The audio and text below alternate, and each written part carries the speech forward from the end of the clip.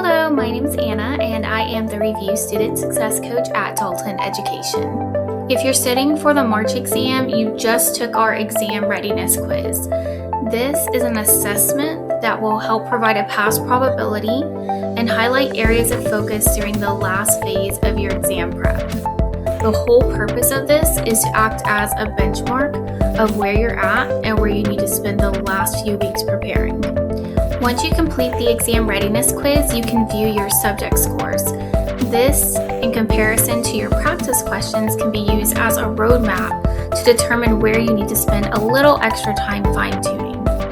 Alright, so you've taken the Exam Readiness Quiz, you've gotten your score, you've gotten your pass probability. So what does this mean?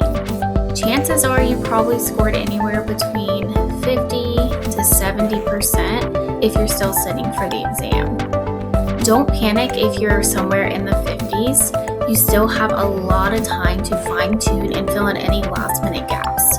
So what we want you to do is take the time that you have left, use things like your question bank and practice questions. Now is also a great time to incorporate anything like your flashcards, your quick sheets, or any notes that you've personally taken throughout your study process.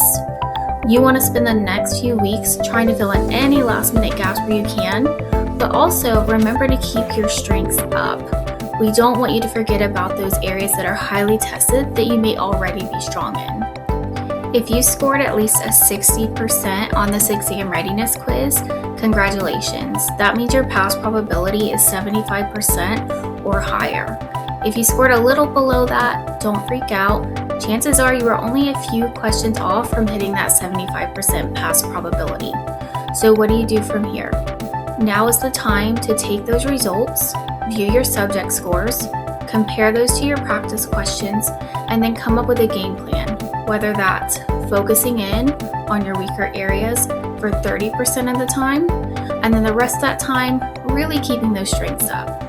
Practice questions, flashcards, any note-taking, and of course taking advantage of things like our office hours are what's going to help give you that push for the last few weeks.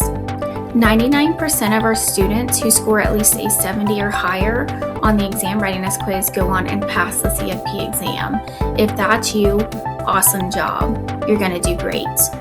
Don't necessarily stop studying at this stage. In fact, you still want to keep your strengths up. So keep reviewing your notes, keep doing practice questions, and go crush the exam.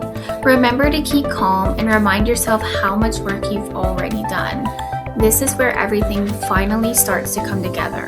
And remember to reach out if you have any questions or if you need any help. You do not have to do this alone. Keep pushing forward.